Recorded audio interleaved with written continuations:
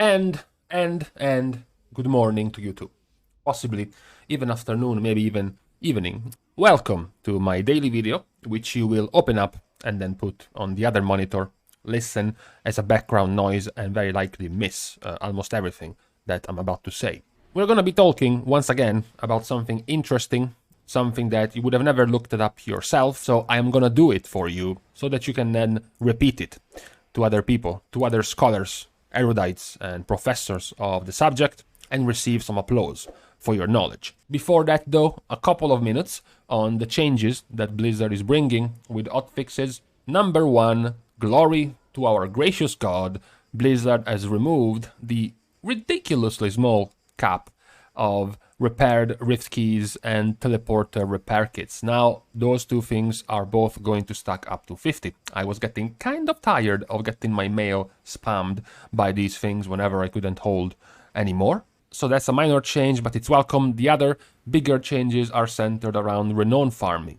And this is something that touches me particularly because when I started gearing up and leveling up my paladin, I thought, well, you know what, I'm gonna be doing it with the mindset of raiding, so paladin for now is still popular and most used as a Kyrian in the raid. This was a few months ago, so I went Kyrian. Then, as the months went by and we got closer to 9.1, more and more holy paladins were switching to Ventir even for raiding, no longer just for Mythic Plus. And we got to the point now that the majority of paladins are Ventir, even in the raid. So I found myself, as a very smart man, having to grind all the renown up to 40 with my paladin, with Kyrian, and as soon as I get to 40, as soon as I grind all of the story for Kyrian, bam, I have to respec and go Ventir.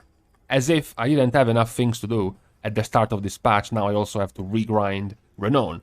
Blizzard is changing how you're gonna be grinding Renown because they nerfed the previously, let's say, cheese around Plagueful. One of the ways in which you can farm very quick Renown, as you know, you can gain Renown from dungeons, right? From end boss dungeons, you can kill them and get some Renown. What you could do is go into Plagueful, skip all of Plagueful, all the way up to the third boss, blocking the door to Stradama. So you kill the third boss, the door opens, and then you go down to Stradama. So it's gonna take you like 5 to 6 minutes in a group. In a dedicated group, for example, with a rogue, you can skip all the way up to the first boss with Shroud, then you can mount up, skip everything up to halfway through the second boss, then invisibility potion to the second boss, skip it anyways, mount up, and you can basically skip most of it. You might know about this already because this was something people did for the Slime Serpent, right? The mount that was discovered and it required you to solo the last boss of Plagueful, and some people did it by skipping most of the dungeon anyways, so now you're going to have to defeat the first 3 bosses in order for the door to Stradama to open. So you won't be able to just do it very, very quickly. It's still gonna be among the easier one because it's a very open dungeon, which means you can skip most of the trash. However, Blizzard is planning on adding an extra catch-up when it comes to Renown, which is Torghast. A good decision because you have a side activity which does not already reward you with power, it doesn't reward you with gear, it doesn't reward you with special enchants or special socket or anything special at all. It's just cosmetics, right? Achievement cosmetics, perhaps a mount, perhaps a toy, nothing else. So Renown is a good option as a possible reward in Torghast. Of course, the higher the level, the higher the layer of Torghast, the higher the chances of getting Renown. But it's a good choice, especially now that we do have a borrowed power system which is going to progressively make Torghast easier and easier. We have the box of many things talent tree. When you started Torghast compared to where you are now, you can get 3 blessings now, you can get 2 less torments, so even at the higher difficulty you will have 3 blessings and just 2 torments. You can have your empowered last 50% longer and give you 10% more movement speed and haste, and a series of other buffs that will make it easier and easier to just chew through Torghast if you enjoy it. It's also a good, it's a good alternative to let you play specs that you don't usually play, and they can still be good in Torghast. If I play Resto Shaman, I can go and play Elemental there, I can go and play Enhancement. If I'm playing Holy Paladin, I can go in there as Ret or as Protection Paladin, and it's something I wouldn't normally do in a PvE setting, whereas in Torghast you can just have a chance to do it. So I think it's a good option to let you farm Renown inside of Torghast. It's a new reason for you to go in Torghast. It's an extra reason. If you are one of the people who are missing Renown, you can go in Torghast, which I think is good. Now, outside of this, the point I wanted to make is an update. An update on a video which at this point is somewhere around a few months old. The first time this video was made was at the start, a few weeks into Castelnatria. And the point was the difference between the Ranged DPS and the Melee DPS. No, it's not a comparison in damage, meter, or anything of the sort. It's more about who is being played the most. Not about the specs, not about the classes, just about the divide between melee and ranged. The reason that video was made the first time was because there was a clear difference from BFA. That's why that video was trying to highlight what was happening. By the end of BFA, the melee DPS inside Mythic Plus, for example, were 54% of the population in Season 3. This is Eternal Palace season, okay? And then in Season 4, which is Nyalotha, the melee DPS were 57% of the player base at keys higher than 15. Then we entered the first season of Shadowlands. The first season of Shadowlands saw 54% of ranged DPS being played. And in keys higher than 15, they were 58%. And then we waited with the update we had in April, which was for the 9.0.5 patch, and melee DPS were 42% in keys higher than 15, and the ranged DPS were 58%. So there was a big difference between the popularity of melee in Mythic Plus in BFA compared to what we saw in the first season of Shadowlands. Ranged DPS suddenly became much more popular. So we moved then to the raid, because the raid had been possibly even worse. In BOD, for example, the ranged DPS were 55% of all of the DPS. In Mythic, in Nyalotha, for example, you had 57% of ranged DPS to just 43 melee DPS. So we jumped on to Castelnatria, and the situation was getting worse. In Heroic, in the first few weeks, 60% of players were ranged DPS. In Mythic, 64% of players were ranged DPS. I pointed out that at the time that was the largest number, the largest difference between ranged and melee DPS we have seen since, things had been stored and recorded in sites like Warcraft logs. So we're talking since the end of Mists of Pandaria, basically. This was the largest gap. We had the update in 9.0.5 where the ranged DPS were at 63%. So more or less the same, right? The popularity had remained the same. And the reason why the update comes now is because in the last few days, we have followed the popularity of the specs, the representation, their damage and whatnot.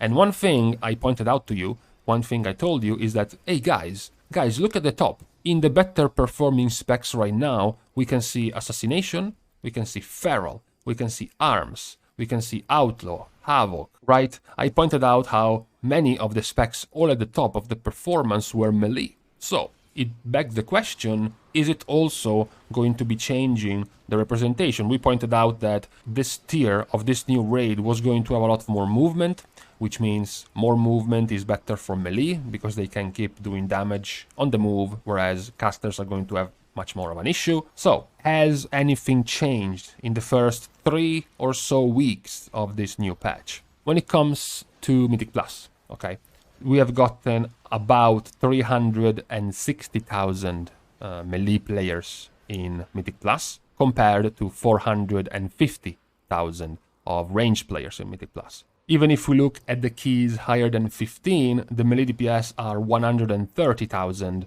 to the ranged DPS 175,000. So the current situation is that 42% of the players in Mythic Plus keys are melee DPS compared to ranged DPS's 58%. This is actually worse than what we ended with at the end of Season 1. At the end, with all the numbers racked up, it was 55-ish% for ranged DPS, now it's 58%. So it's getting slightly worse. When you look at the raid, you're like, okay, we pointed out how so many more melee DPS are doing well now, so more people are going to play them perhaps.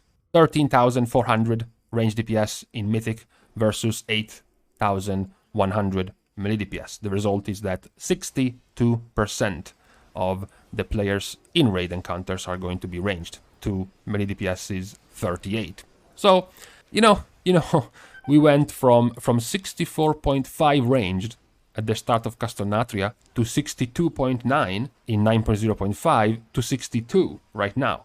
So, given this pattern of decreasing, you can rest assured that by 2026 there's going to be a 50-50 split in raid between ranged and melee. So, at least there is that. I thought it was an interesting point to make, given this new buzz about the rise of melee DPS, right?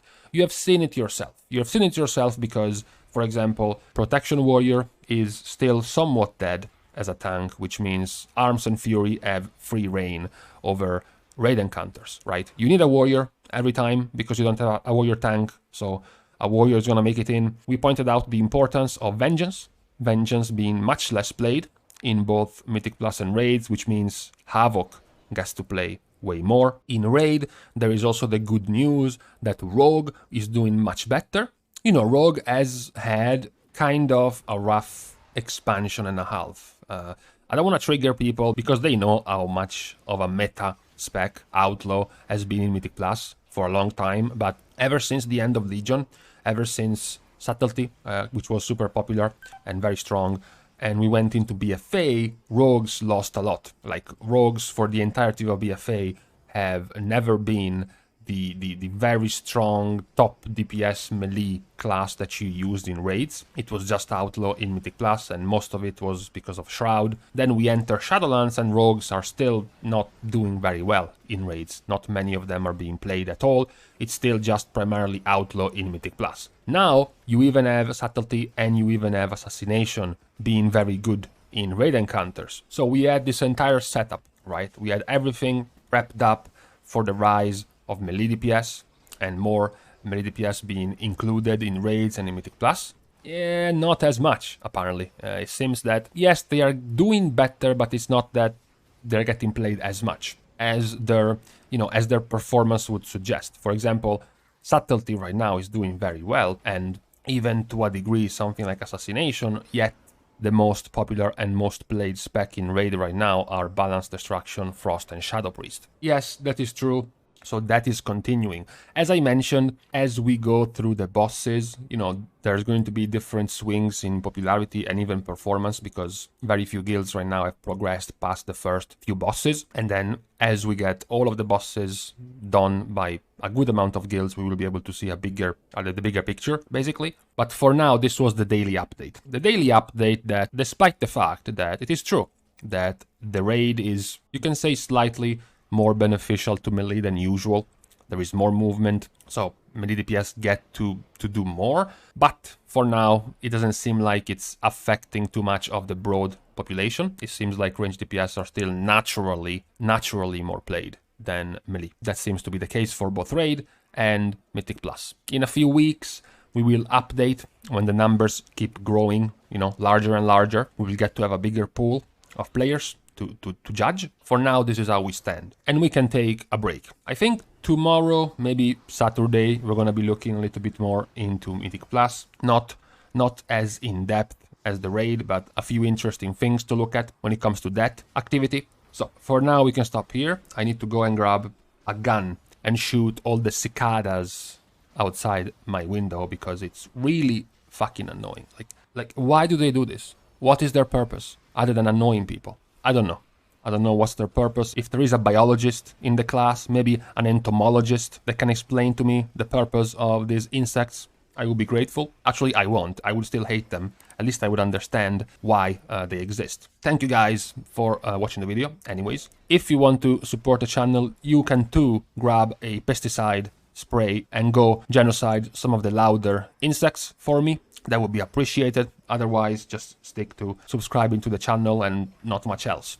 See you guys soon, and in the meantime, where did I put my rifle? Oh, here it is.